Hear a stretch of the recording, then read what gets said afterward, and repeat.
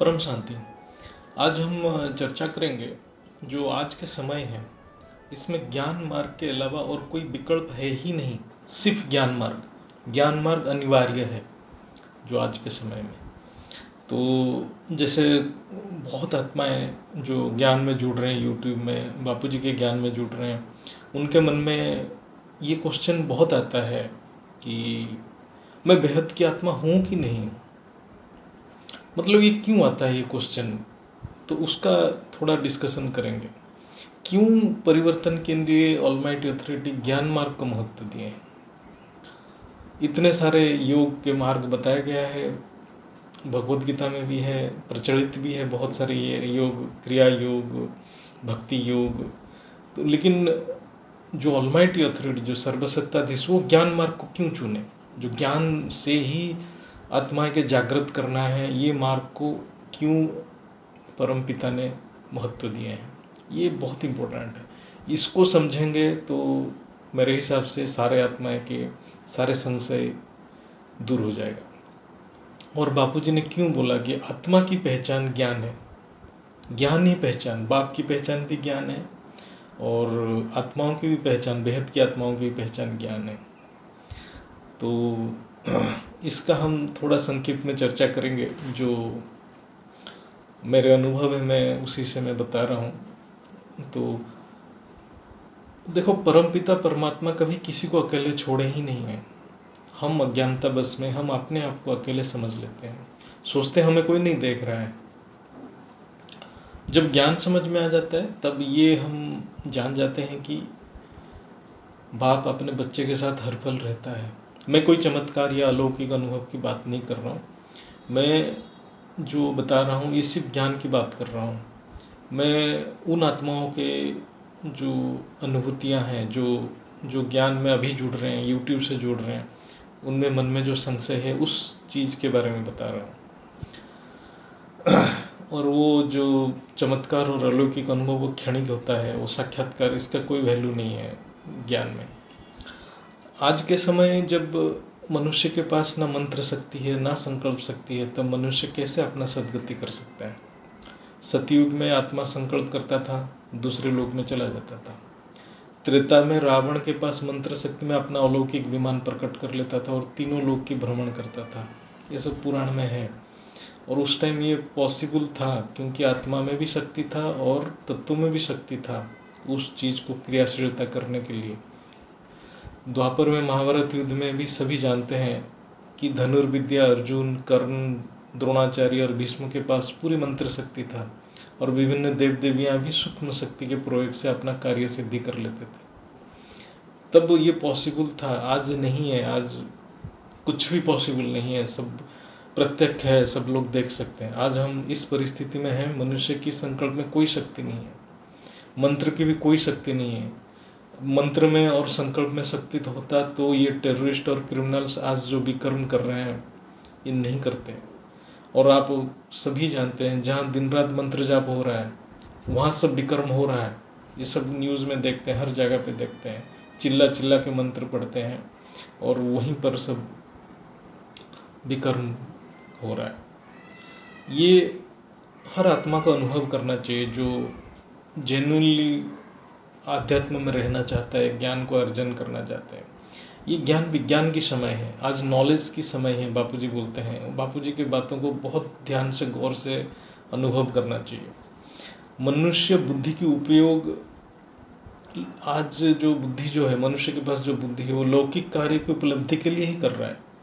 मतलब जो लौकिक में हम कर रहे हैं उसको अलौकिक में भी करना है।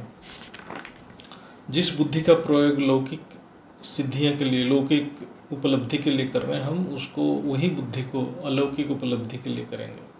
परमपिता परमात्मा भी अभी वही बुद्धि को व्यवहार में लाके परम ज्ञान की समझ बढ़ाने के लिए बोल रहे हैं।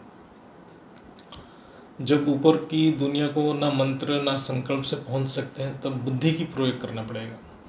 जब बुद्धि में ज्ञान आएगा तब हमारे अंदर जो ज्ञान का सेल है वो इमर्ज होगा, वो छुपा हुआ है तो उसको इमर्ज करना है। तो जैसे जैसे ज्ञान समझ में आते जाएगा वो ज्ञान का अलौकिक सेल इमर्ज होगा और संस्कार परिवर्तन होगा, तब हमारा बुद्धि दिव्य बुद्धि कहलाएगा। इसलिए ज्ञान जैसा पवित्र कुछ भी नहीं है, वो भगवत गीता में भी है। इतने योग बताने के बाद भी भगवत गीता में बताया गया ज्ञान से पवित्र कुछ नहीं है, परम पवित्र है। आज की विज्ञान भी मनुष्य की बुद्धि की देन है। मतलब ये जो विज्ञान में आज इतना डेवलपमेंट है, ये बुद्धि की देन है। आज विज्ञान नहीं होता तो हम आज भी जंगल में लकड़ी में आग जला के बैठे रहते। मनुष्य बुद्धि की प्रयोग द्वारा आज जो स्थूल लौकिक विकास किया है, ऐसे ही हम बुद्धि की प्रयोग करके अलौकिक दुनिया की प्रकट करना है। ऑलमाइटी अथॉरिटी को पता है, इसलिए उन्होंने पारलौकिक ज्ञान को धरती के ऊपर प्रकट किया, इस समय प्रकट किया, क्योंकि अभी विज्ञान की समय है सबके कल्याण के लिए, इसलिए ये ज्ञान विज्ञान है। बहुत आत्मा के मन में प्रश्न रहता है कि बेहद की आत्मा हूँ कि नहीं हूँ। तो बापूजी बहुत सहज तरीके से बोलते हैं ज्ञान ही पहचान है।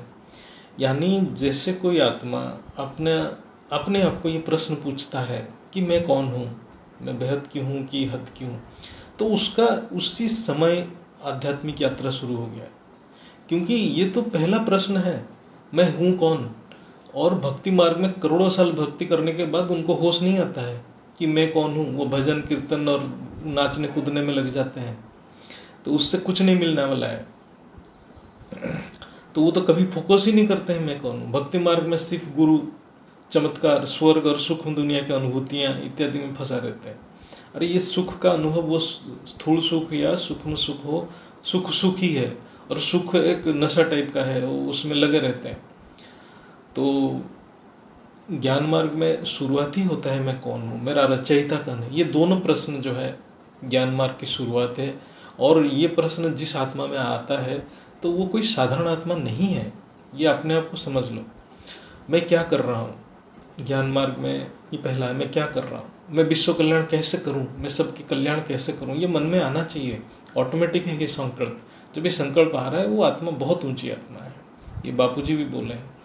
हम बुद्धि से क्या कर रहे हैं ये समझे। मन बुद्धि आत्मा की दो अभिन्न अंग है, ये हम अलग नहीं कर पाते आत्मा से, मन और बुद्धि को।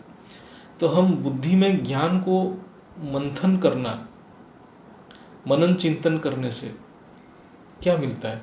ये जो मनन चिंतन से हमारे जो मौलिक या फंडामेंटल कॉन्शसनेस या इंडिविजुअल कॉन्शसनेस, मूल चैतन्य का क्या है उसको समझना जरूरी है। मैं किससे बना हूँ, वो जो मूल चैतन्य उसको खोज करना है बुद्धि से। और उस परम चैतन्य की सोर्स क्या है, वो ऊंचते ऊंच परमधाम क्या है, वो मूल चैतन्य की सोर्स है। वो उस जो बेहद की धाम है उसको बुद्धि से पहुंचना है, उसको बुद्धि से अनुभव करना ज्ञान योग है।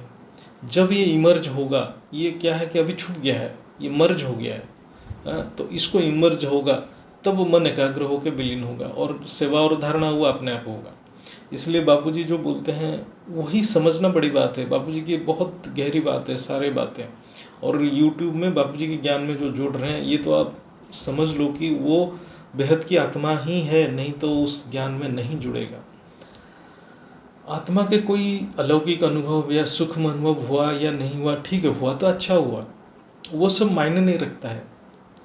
आत्मा अपने आप को जज करे, आत्मनिरीक्षण करे, उसका मन कितना एकाग्र हुआ उसको फोकस करे, इसका संकल्प किस दिशा में जा रहा है वो निरीक्षण करे।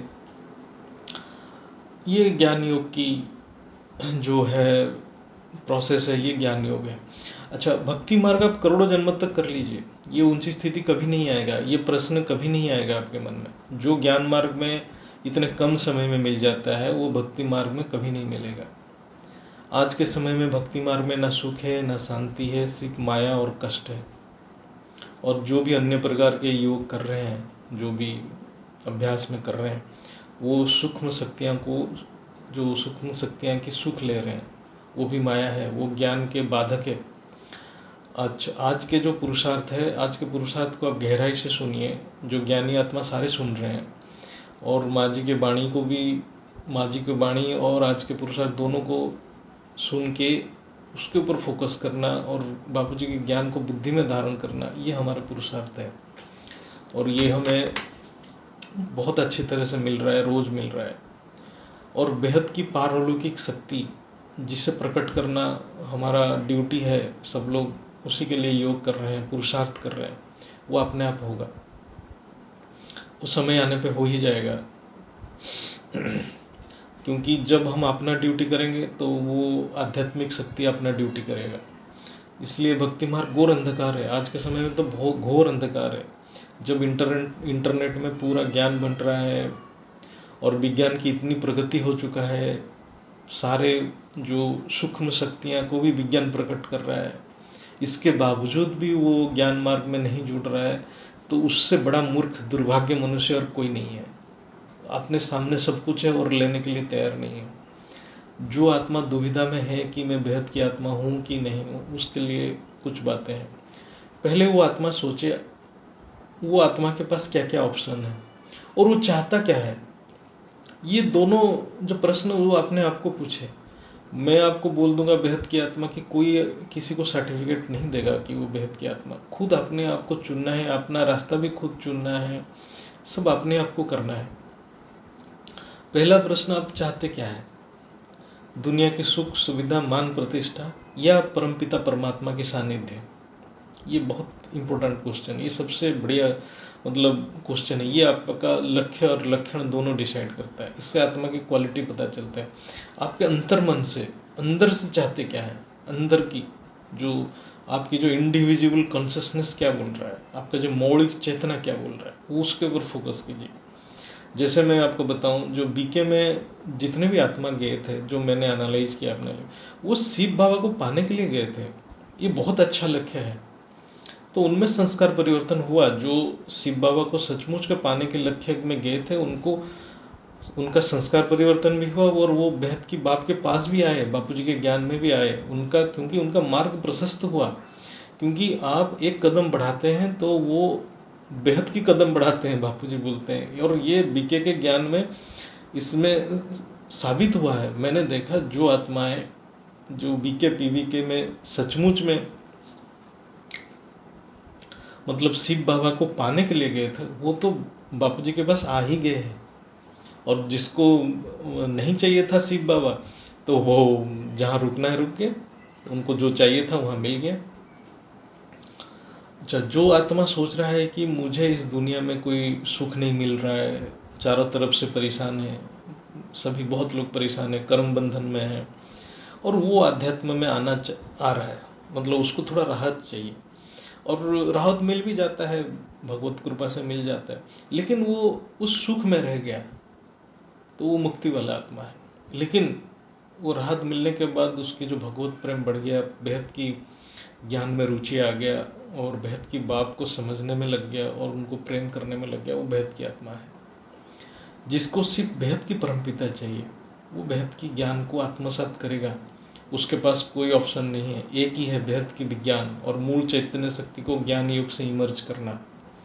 वो आत्मा बाहर से साधारण दिखता है, लेकिन अंदर से वो परम महायोगी है।